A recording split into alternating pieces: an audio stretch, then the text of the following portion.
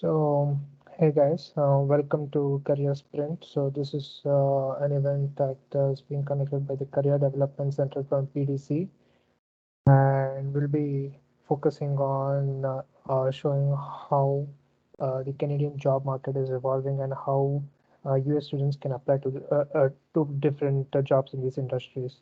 So, our main agenda will be we'll be talking about different career tracks that is trending in Canada and the skills you need for these career pathways and the resources that you'll be needing to build these particular skills.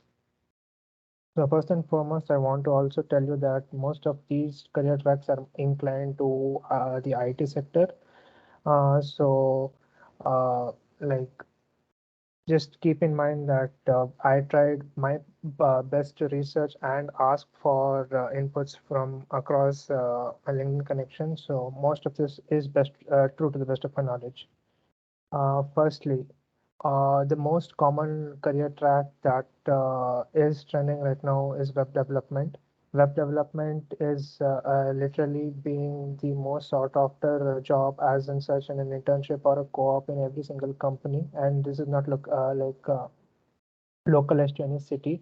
You can like every startup or every established organization are looking for web developers, and this a basic developer would need to develop applications using HTML, CSS, and JavaScript, and also using PHP, ASP.NET, and Python.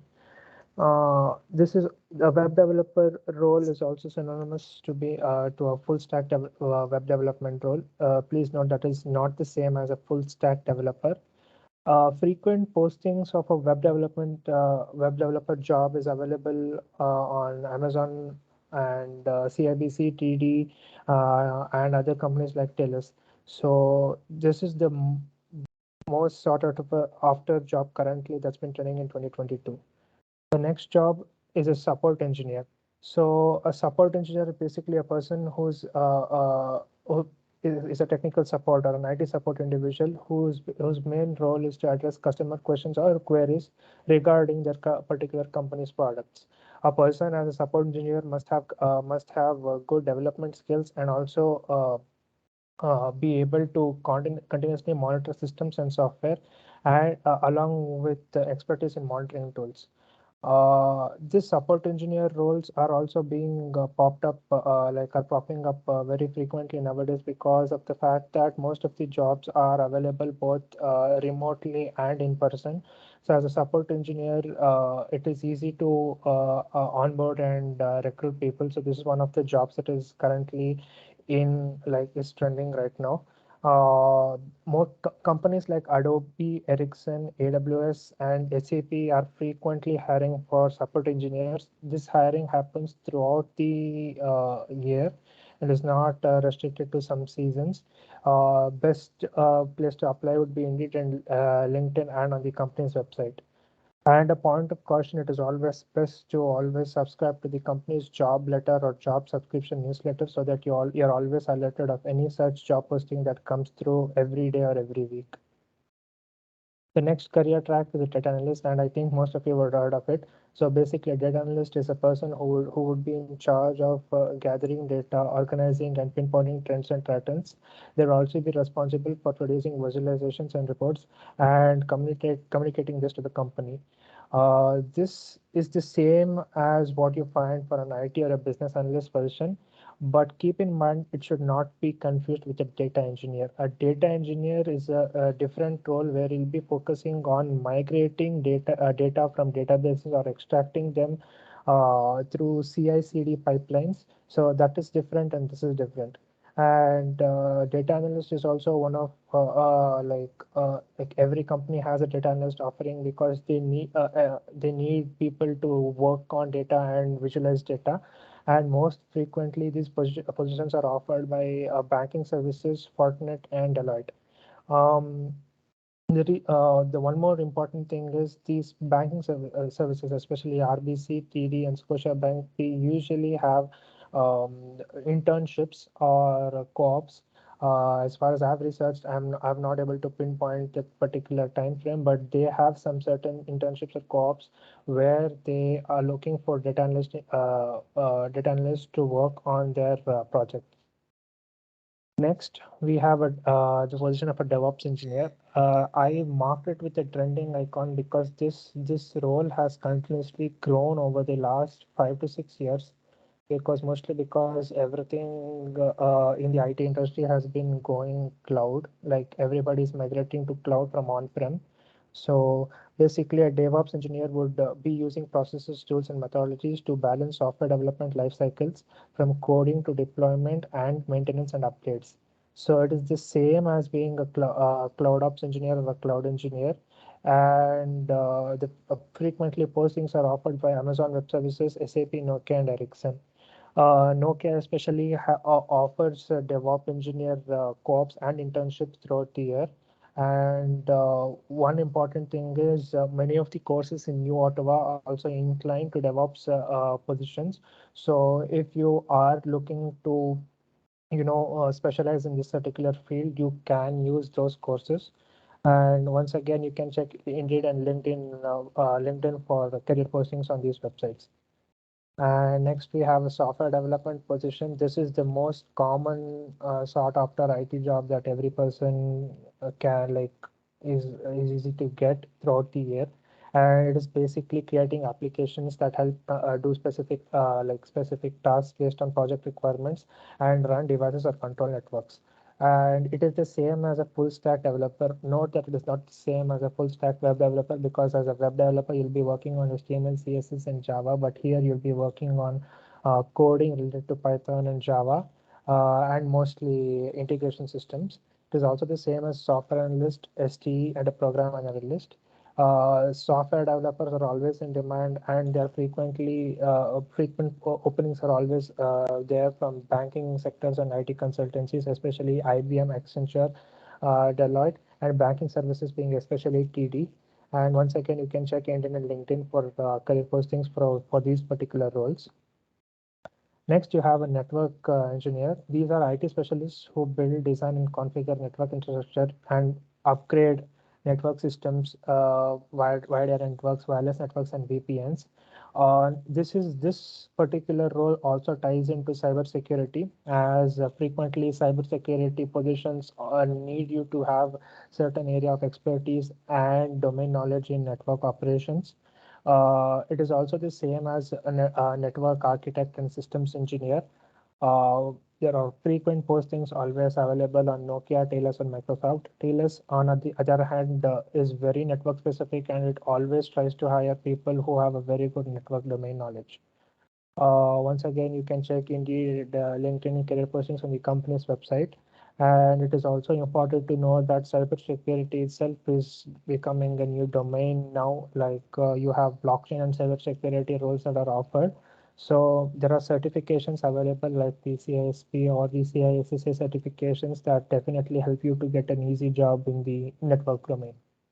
And finally, we have the AI and ML developer. This is the trending career track that's currently on set to be the like where company is going to hire maximum people for this domain, because the demand is increasing every year. So basically focuses on people who are designing artificial intelligence systems and developing predictive models using ML and deep learning methods. It's the same as machine learning and deep learning positions. And these are always offered by Nokia, AWS, and Ericsson. Nokia and Ericsson, on the other hand, they have projects that are currently underway for research in AI and ML. Like, you can check up their website or their company newsletters. You'll be frequently seeing posts on how they're uptaking 5G and 6G deployments. So this position is trending, and in the next 10 years, it is going to be a very big hiring domain. And once again, you can check LinkedIn and Indeed for career postings on these websites. So coming to non-IT related tracks that are currently in demand, please note that all of these positions that I am referring to are the positions that potentially have the capability to, for come under the NOC OAB roles that can be used for your PR eligibility. I am also not stressing on already aware of, like, people are aware of jobs like call centers and store associates. These are jobs that you all are know and aware of, but these are I'm only focusing on roles that are currently trending and uh, have a hiring requirement every year. So coming to non-IT, you have a project coordinator and project management, you have product management, you have operation management, you have risk advisor specialist, you have supply chain management positions, you have production management, and finally, you have administrative consultants. A risk advisor is also one important job because all the banking sectors, especially in Canada, have a particular course and examination where you can finish that particular uh, course to get certified as a risk advisor, and you can apply to this role anywhere across Canada, and it is very easy to finish the certification. Supply chain management, production management, and operation management usually go with experience. The larger the experience, the better of getting a good job. And but once you get the job, it's a really good domain. Management and product management are usually based on how your experience in your both technical and non-technical roles. So if you have any projects you've undertaken or any product or a project that you were working on as part of your studies in your master's or bachelor's, this would be a very good role that you can pick up on. And finally, administrative consultants. Most of the companies are look for admin roles where they can fit in people for multiple positions like talent attraction, human resources, and financing. And the best companies that you can always go to for these roles would be TD, RBC, Scotiabank, Deloitte, and EY. Please note that all the companies that I'm mentioning up till now have been the maximum companies that are offering positions throughout the year. And some certain companies that I am going to emphasize on. Nokia is a very prominent company in Ottawa, and I'm not sure if you've been reading the news. So Nokia has a tie-up with uOttawa that is going to enhance 5G expansion in our campus. There is also a campus in there's also an expansion plan in Canada that they are working on. Nokia is basically established in Ottawa, so anybody looking to, looking for electrical engineering or software engineering or even administrative positions can always go to Nokia because they have a project that is like for the next 10 years that is going to pick up soon. And another very important company is Sienna. Sienna also offers multiple positions in network and machine learning domain. Ericsson is a famous company that is based out of Ottawa that is currently expanding its research in AI and ML. And it is currently on the lookout for people who are interested to take up 5G and 6G research. So these three companies are the ones that you can focus on in Ottawa because they are constantly hiring students and new grads. The next company that is currently trending is Amazon because Amazon has recently expanded in Ottawa. They have set up warehouses just outside Ottawa on the Ottawa Montreal highway, and there are more openings related to administration and storehouse and production management supply chain lines in Amazon that's open right now.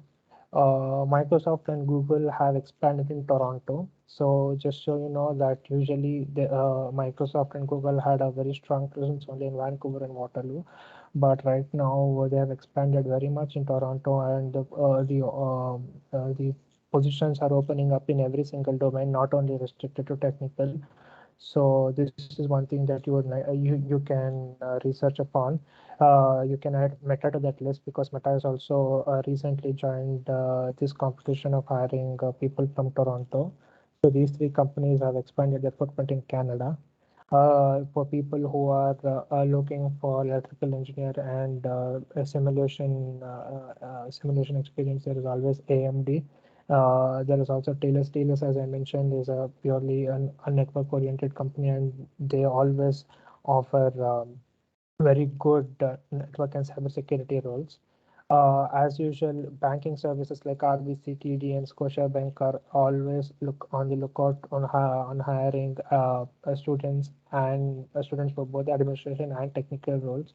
So this is something that you can check out.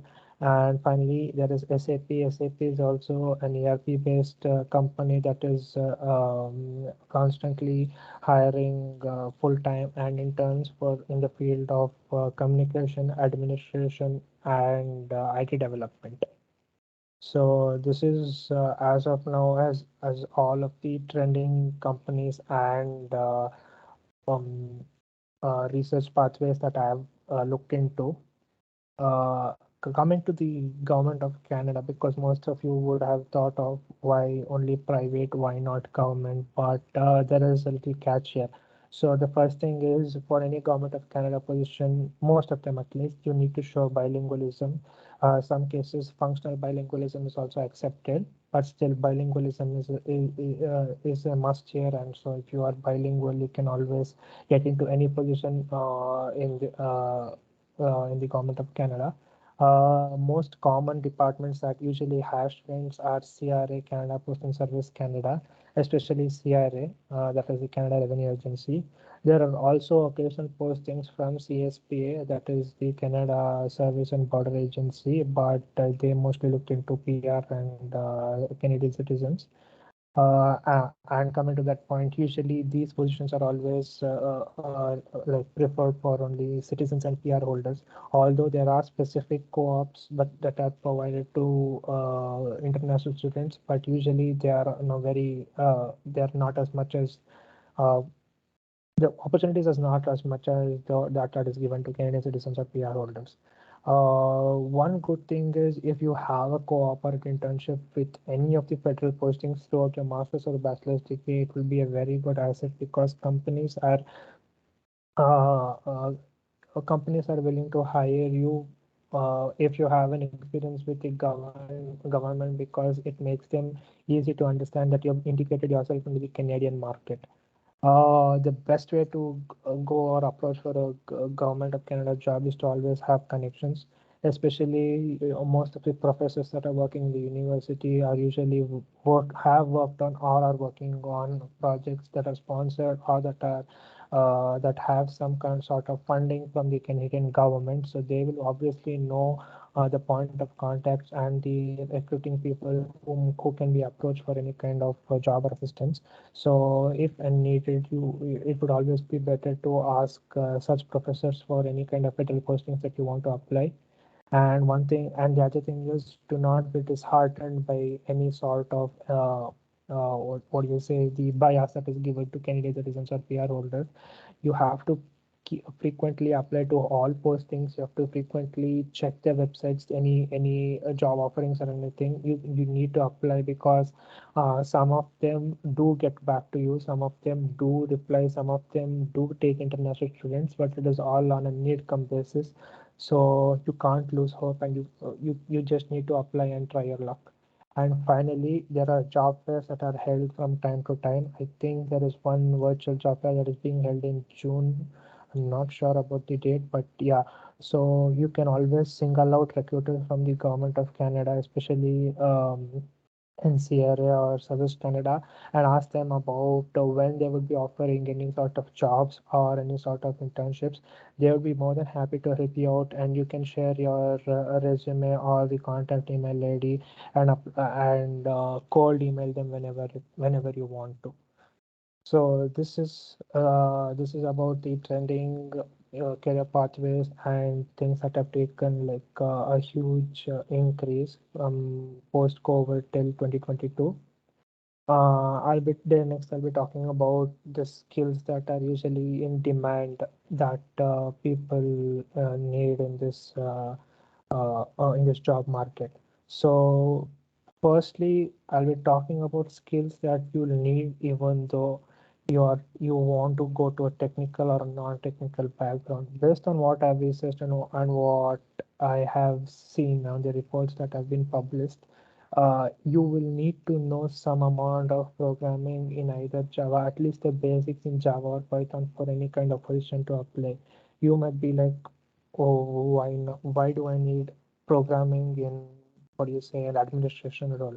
Well, it is considered as fact that any international student that is trying to increase their chances of being hired, they always look for skills that a person has that is not present in any other local talent that they can get. So they usually want you to stand out of the crowd, and they want you to have at least a significant amount of basic background knowledge on coding aspects. Even though they don't expect you to develop or build applications, you must at least know basics of these programming concepts. Obviously, for every position, you will need to have Microsoft Office tools. Like many people have not worked with Excel that well, but Excel itself is a very big platform in data analysis and data visualization. So if you get any spare time or anything, please focus on applying for MS Excel advanced or data visualization courses. You must also be sufficient enough to troubleshoot any problem that you have on Windows. You can't be saying, like, you can't stand in front of them saying that I am not that much well versed with Windows or any other thing, because Windows is technically used everywhere, as like for every single thing or any application they use. So you must know your way around Windows applications, how to fix any issue, like at least a basic issue. And finally, you must have interpersonal and presentational skills. So these are the skills that you must have irrespective of whatever job you are going to apply. That is presently in 2022, because the competition is getting higher, and you will need to stand out from the rest of the crowd, and this is the only way you can do that. The demand in skills for the job specific opportunities that I have told you. So for data analysis, you will need to at least have sufficient knowledge on Power BI. Power BI is a very famous software. I think most of you have heard about it. Excel, I just mentioned about how you need to deep dive into Excel and learning all the different aspects of Excel. And Tableau is a very new program, but still many companies use Tableau. So if you are looking to improve your career in data analysis, you need to know at least Power BI and Excel. Like, it is the Bible and gospel. Like, you need to know this for any data analysis job that you're going to apply. Usually, even the recruiters will also ask you for a project experiences or any sort of small courses that you've taken up to show that you're proficient in these two things. And any development job, as I told you, you will need C++, Java, and Python. You need to show that you're proficient in any one of them. And usually the current trend is always hiring people based on Python, because Python is the easily understandable scripting language that's gained momentum in the past few years. But recruiters still prefer people having good experience and knowledge in C++ and Java, because both of them are object-oriented programming languages. So that's one thing that you can always look into. Network, and as I said, network certifications, whatever certification that that you can get, usually that is also offered with cybersecurity.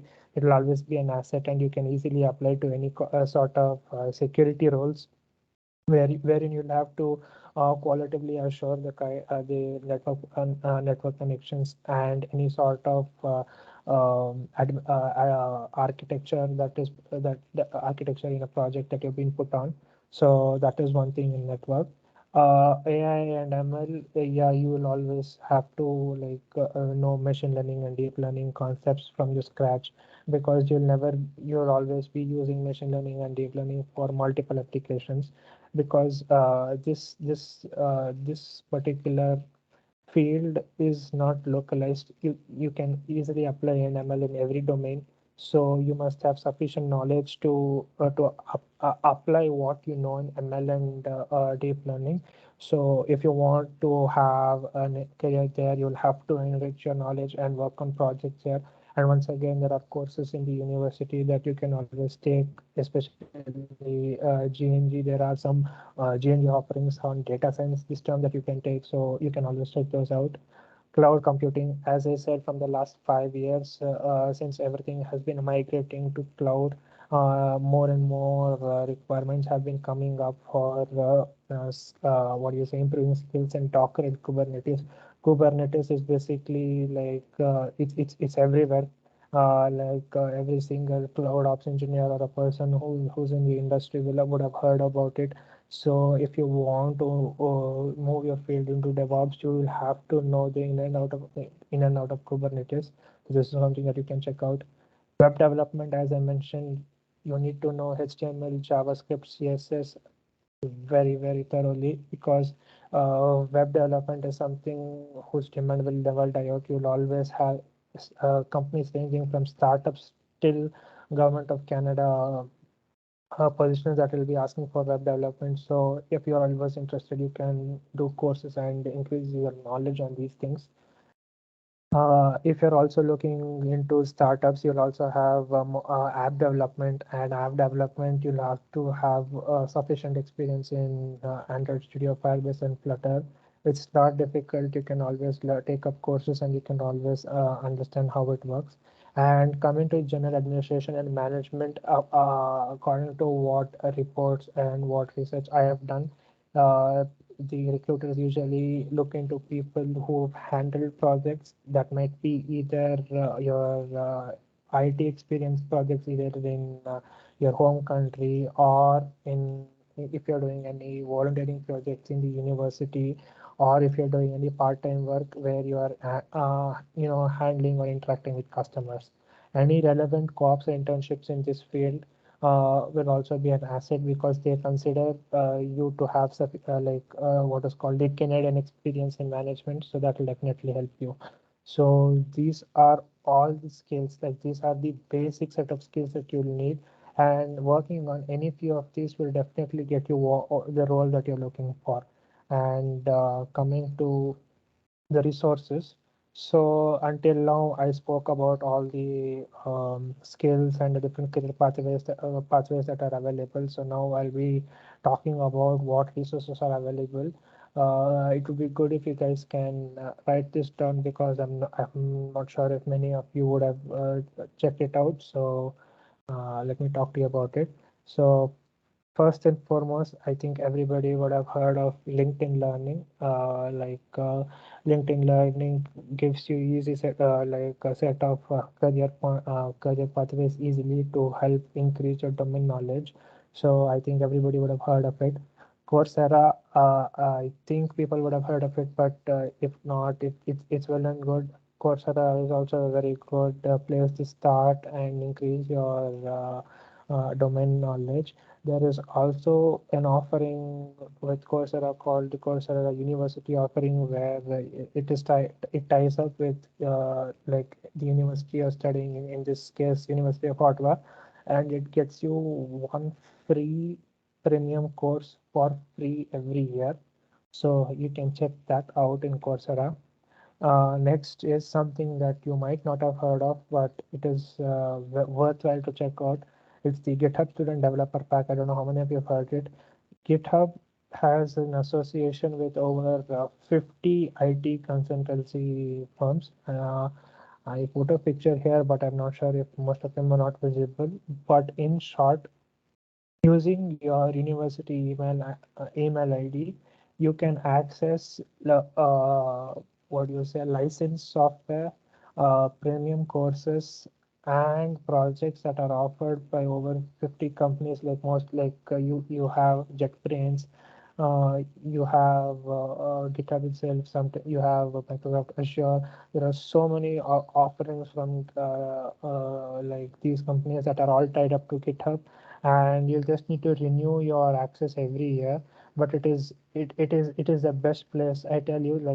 They have the best offerings for every single kind of job that you want, like any kind of development job, or any kind of any other company specific, project specific role that you want to apply for. It's all here, and you can always go for that. Google career certifications. These are something called Grow with Google. It's a Google Grow with Google initiative. So recently, Google has come up with career track certifications in marketing, IT troubleshooting, data analysis, and machine learning. As far as I am aware of, these are the current four pathways. They're all free, but Google has done very good approach of providing all the right set of skills that you need in these courses. So you can easily get certified, like you have a Google certification easily from these career pathways. Udemy, as most of you know, Udemy is a very vast course loaded website, and you can get any sort of courses on any domain or any topic you want. So that is one thing. Pluralsight, I'm not sure if many have you've heard of it. Pluralsight is another good place to start. It's recognized by some of the companies here because Pluralsight offers you the pathways that are exactly offered by how that particular company wants to go for a certification. For example, there are some certifications for data analysis, some certifications from Microsoft called Azure Data Fundamentals or Azure Technologies. Pluralsight has a definitive path where they tell you what you need for every level and how you can build up your AZ certification over and over again. So that is one thing you can check out. Um, LinkedIn Learning is free for few courses. It's paid, but the majority of it is paid. Coursera, as I said, few are free, many are paid. GitHub, since currently you have a student email ID, everything is free. You just need to know how to use it. Google Career certifications are always free. Udemy, if you are free, if you are not, and Pluralsight, most of it is paid. But these are the prominent websites that students and even IT professionals who've had 5 to 10 years of experience usually look and develop their career in. So you might want to check up all these links. And finally, more than anything, YouTube is always the best place to start because YouTube has everything. Like if you notice, like you can learn anything on YouTube, but you just need to know the right place to start. So you always have all the resources open to you, free or paid, and you can always use that to improve your knowledge and career skills. So this is it. Um, so you can always check out the web projects on PDC that are usually updated from time to time and apply to them to get more experience in whatever field you're interested in. And if you want to contact, you have my email address. So I'm open for any questions if you have. And thank you.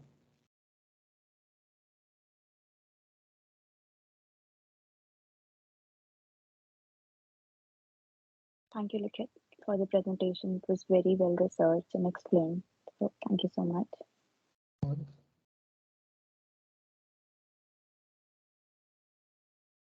So, Glenn, if you have any questions.